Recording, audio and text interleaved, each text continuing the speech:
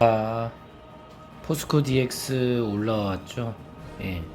이렇게 이틀 동안 미친 듯이 뺐습니다. 그쵸? 여러분들 너무 무서웠을 거예요.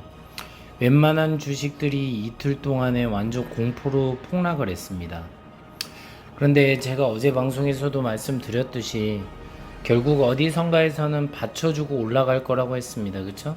올라가는 흐름이 이렇게 나왔다 하면은 이건 다시 올라가기 위해서 준비를 한다는 거잖아요. 물론 이래 한 방에 드라마틱하게 올라가면 좋겠지만 여기에서 물린 개미들을 효율적으로 털려면 어떻게 해야 되죠? 아마 시초가에 던지면서 올라가는 이런 패턴. 요렇게 와리가리 와리가리 갈 겁니다. 그쵸?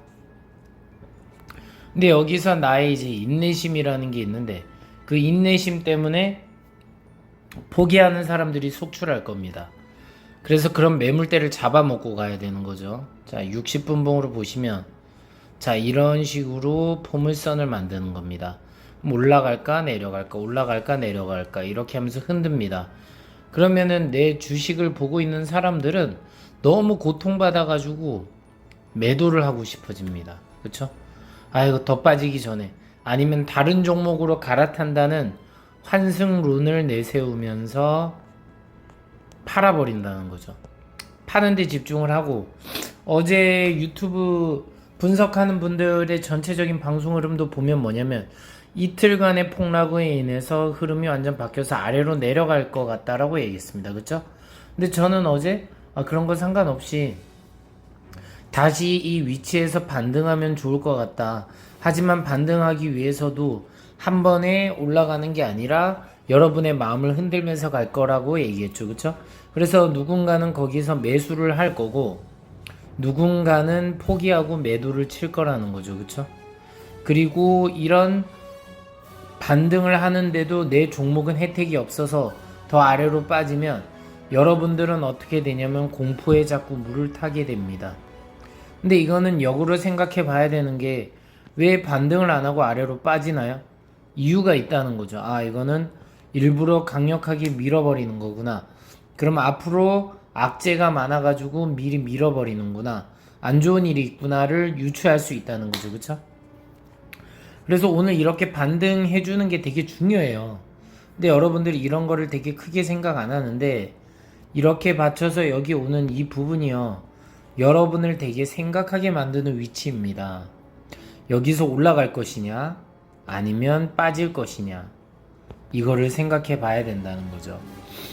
빠질 때 나는 B를 할 수 있는지 빠질 때 아니면 나는 수량을 줄이는 셀을 할 수 있는지 잘 생각해 봐야 된다는 거죠. 이게 어려울 거예요. 다시 이제 2차 전지가 들어오나 이런 얘기가 있을 겁니다. 그쵸? 2차 전지와 AI 로버트 다시 움직일 수 있을까? 자율주행. 그리고 오늘 초전도체도 대박이었죠. 그쵸? 초전도체가 다시 시작하나? 자, 이런 흐름이 있을 겁니다.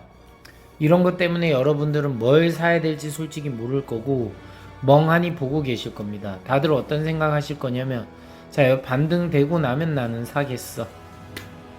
자, 이런 분들이 상당히 많을 거로 제가 알고 있습니다. 그럼 여기서 반등할 때 막상 사게 되면 다시 아래로 내려가면서 올라가겠죠. 그쵸? 아래로 내려가면서 올라간다는 얘기는 뭐냐면 여러분들에게 고통을 줄 것이다. 이게 되게 핵심적인 얘기입니다. 결국 고통이에요. 주가가 이렇게 폭락하는 건 여러분에게 고통입니다. 고통. 고통 때문에 여러분들은 매도 버튼을 누를 수밖에 없는 거죠. 아, 그리고 다른 테마를 타야 되나? 내 생각이 잘못됐나? 하고 한번 고찰해 보는 거죠. 그리고 수많은 전문가들의 조언을 듣습니다. 아, 그래, 어쩌면 이게 하락장으로 가는 초입일 수도 있으니까 난 조심해야겠다 라고 생각하는 전문가들이 너무 많으면 여러분들의 주간은 사라질 거고 그 주간이 사라짐으로 인해서 매도를 더 할 수도 있다는 일이죠. 그쵸? 매도를 해서 이런 식으로 아래로 빠지고 나면 여러분은 어디서 사실 건가요? 여기서 살 수 있나요? 4만원대까지 빠질 때도 살 수 있나요? 4만원에서도 저는 살 수 있다고 생각하는 긍정적인 이유는 여기서 상한가 한 방이면 52,000원이에요. 그쵸? 52,000원이면 상한가 한 방이 되고요. 여기서 10%만 오르면 6만원대 구간을 뚫어버려요. 그쵸? 그러니까 상한가 한두 방이면 흐름이 바뀌어버립니다. 대기 주가가 웃기죠.